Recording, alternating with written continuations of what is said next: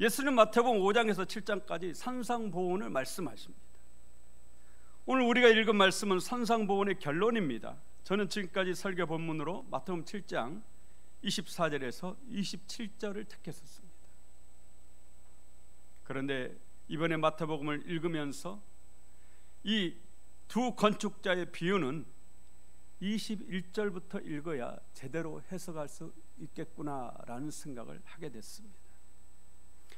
24절에서 27절만 보고 해석을 하면 잘못 해석할 수도 있습니다. 인천의 아주 큰 대형교회 목사님 설교에 해석이 잘못되었어요. 제가 여러분에게 묻습니다. 예수님은 두 건축자에 대해 말씀합니다. 한 사람은 반석 위에 집을 지은 지혜로운 사람입니다. 다른 한 사람은 어디 위에다가 집을 지었어요? 모래 위에다가 집을 지었습니다. 여러분께 묻습니다. 반석 위에 집을 지은 지혜로운 건축자, 천국 갔습니까? 못 갔습니까? 오늘 결론이 천국을 갔느냐 못 갔느냐, 구원을 받았느냐 못 받았느냐, 이게 결론이에요. 지혜로운 건축자 반석 위에 집을 지었습니다. 천국에 갔습니까? 못 갔습니까? 갔습니다.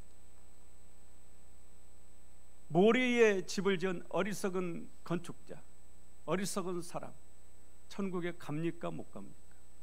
못 갑니다. 그런데 앞에서 말한 이 대형교회 목사님은 어리석은 건축자는 천국에 가기는 가는데 상급이 없는 부끄러운 권이다, 그렇게 해석을 했습니다. 아닙니다. 어리석은 건축자는 천국에 못 갑니다.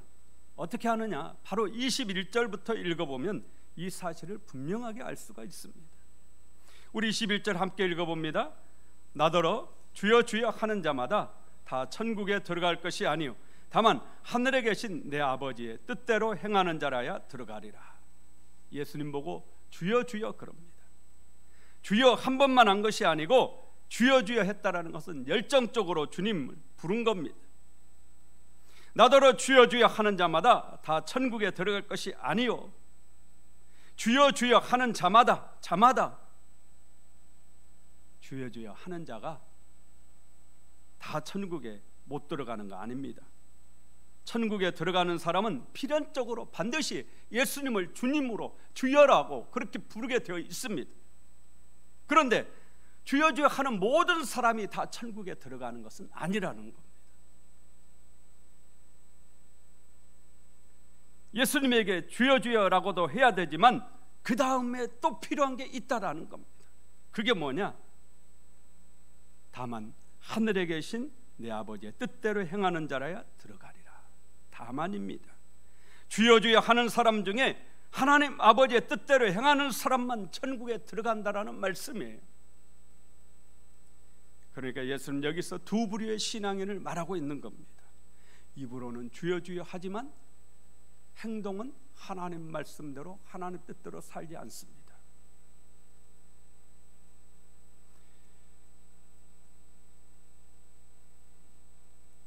이 사람은 바로 모래에 지은 어리석은 사람과 같습니다.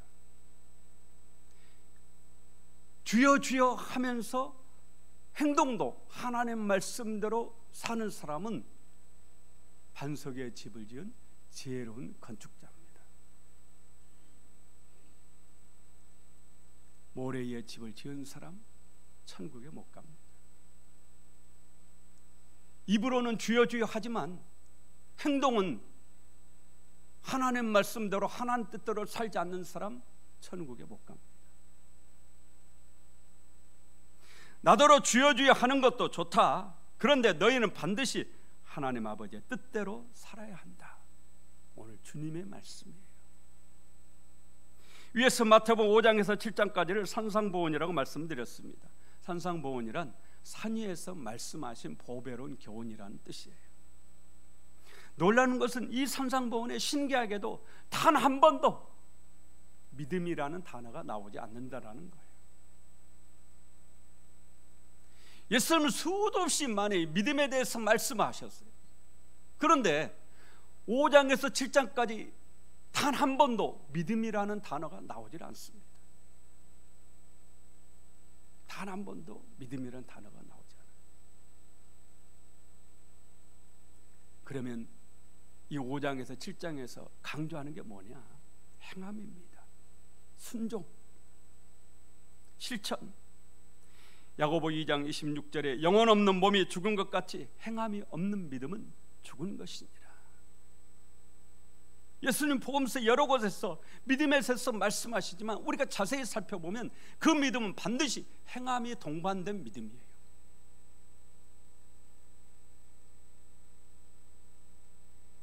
우리는 우리의 믿음을 행동으로 보여야 됩니다.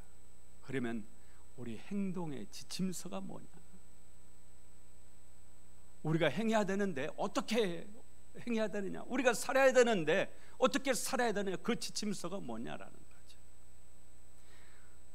우리 24절 함께 읽습니다. 24절. 그러므로 누구든지 나의 이 말을 듣고 행하는 자는 그 집을 반석 위에 지은 지혜로운 사람 같으리니. 26절도 읽어봅니다. 나의 이 말을 듣고 행하지 아니하는 자는 그 집을 모래 위에 지은 어리석은 사람 같으리니. 지혜로운 사람과 어리석은 사람 모두가 다 지켜야 될 공통적인 것이 있습니다. 그게 뭐냐? 나의 이 말입니다. 나의 이 말은 누구의 말이에요? 예수님의 말씀이에요. 여러분 자신의 말이 아니라 예수님의 말씀이에요. 오늘날 얼마나 많은 사람들이 내가 복음을 따라 사는지 모릅니다. 내가 복음이 뭐예요? 내가 복음이에요. 내 생각대로, 내 뜻대로, 내 마음대로 그렇게 살면서 나 예수 믿는다 그렇게 말합니다. 아닙니다.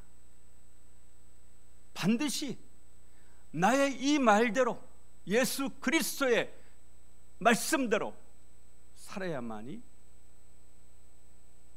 믿는 사람인 것입니다. 내가 법대로 사는 사람은 그 믿는 사람이 아니에요. 우리 신앙의 설교 도면은 예수님의 말씀이 기록된 성경입니다. 성경대로 살지 않는 사람은 모래에 집을 짓는 어리석은 사람과 같아요.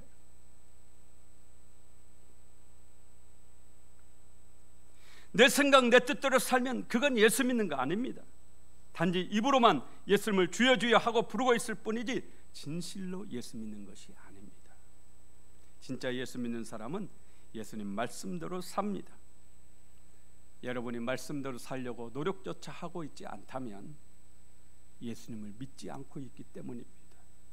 그런 사람은 처음부터 다시 시작해야 됩니다. 예수님을 믿는 것부터 시작하라, 그런 얘기예요.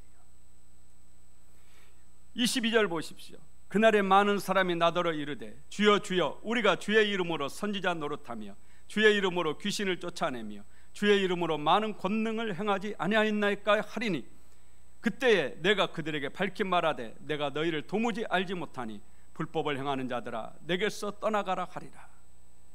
선지자가 아니에요. 선지자 노릇을 한 겁니다. 귀신을 쫓아냈습니다. 여러분 사울왕도 한때 예언을 했습니다. 그런데도 하나님께 버림받았죠. 많은 권능을 행하지 아니하였나이까? 많은 권능을 행했습니다.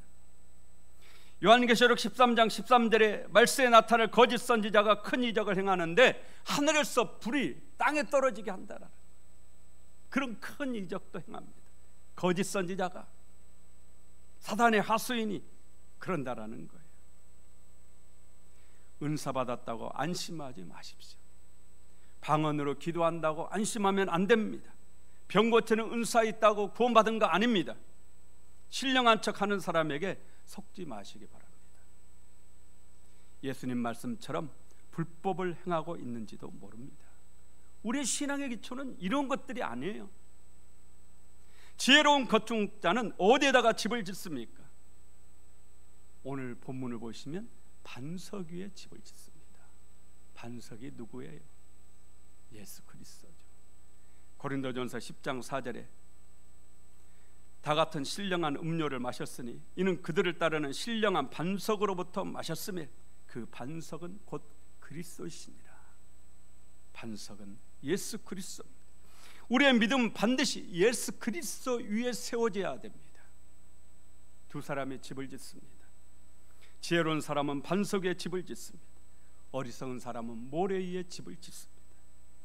왜 모래 위에 집을 짓는 거죠? 반석 위에 집을 지어야 안전하고 든든하다라는 것 이 사람도 잘 압니다. 하지만 반석 위에 집을 짓는 것 어렵습니다. 힘이 듭니다. 시간이 많이 걸립니다. 돈도 많이 듭니다. 그래서 쉽게 빠르게 짓기 위해 모래 위에 집을 짓습니다. 사람들은 다 압니다. 좁은 문으로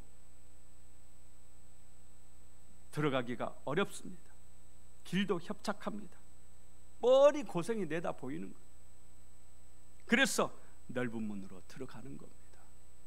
들어가기가 쉽고 길도 높고 사람도 많습니다.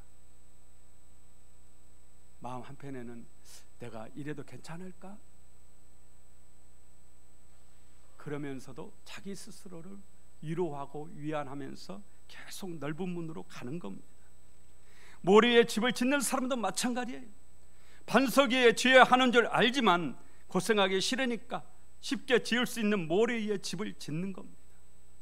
하지만 예수님은 좁은 문으로 들어가라고 분명하게 말씀합니다. 좁은 길로 가라고 하십니다. 힘들어도 반석 위에 집을 지으라고 그렇게 말씀합니다. 신앙생활 편하게 하려고 하면 안 된다라는 거예요. 평소에는 반석 위에 지은 집과 모래 위에 지은 집의 차이를 알 수 없습니다. 하지만 심판의 날이 옵니다. 건물을 짓고 나서 반드시 준공검사를 받아야 되듯이 심판의 날이 와요. 큰 태풍이 불어닥쳤습니다. 반석 위에 지은 집 끄떡하지 않는 겁니다. 모래 위에 지은 집 어떻게 됩니까? 순식간에 무너져 버렸다고 말씀합니다. 무서운 바람에 폭삭 주저앉더니 거대한 물살에 삽시간에 휩쓸려 가버렸습니다. 집이 무너진 것은요, 태풍 때문이 아닙니다. 반석 위에 짓지 않았기 때문에 무너진 겁니다. 여러분의 신앙의 집은 반석에 계신 예수님 위에 지금 짓고 있습니까? 노아의 홍수 때 노아가 지은 방주를 히브리어로 테베라고 그럽니다. 그런데 모세의 부모가 어린 아이 모세를 나일강에다 띄우기 위해서 만들었던 갈대 상자도 똑같이 테베라는 단어를 씁니다. 그러니까 노아의 홍수 때 방주와 갈대 상자는 같은 겁니다. 이 안에 있어야 사는 거예요. 방주 안에 있어야 삽니다. 오늘날 이 방주는 예수 그리스도를 상징합니다. 오늘 누구든지 예수 그리스도 안에 있어야 사는 줄로 믿습니다. 그런데 방주에는 특징이 있습니다. 노가 없어요. 갈대 상자도 특징이 있습니다. 노가 없습니다. 노가 뭐예요? 배를 방향을 결정해주고 가게 만드는 게 노잖아요. 방주에는 노가 없습니다. 바람 따라 물결 따라 그렇게 가는 겁니다. 갈대 상자도 마찬가지. 노가 없습니다. 내 힘으로 가지 못합니다. 반드시 바람이 밀려가는 대로, 파도가 쳐가는 대로 그렇게 흘러가는 것입니다. 오늘 예수 그리스도 안에 있는 사람도 노가 없습니다. 내 마음대로, 내 뜻대로, 내가 하고 싶은 대로 그렇게 살 수 없습니다. 왜냐? 노가 없으니까요. 그런데 내 마음대로, 내 뜻대로, 내가 하고 싶은 대로 그렇게 살고 있다. 나에게는 노가 있다. 이건 여러분이 아직 방주에 타지 않았다라는 거예요.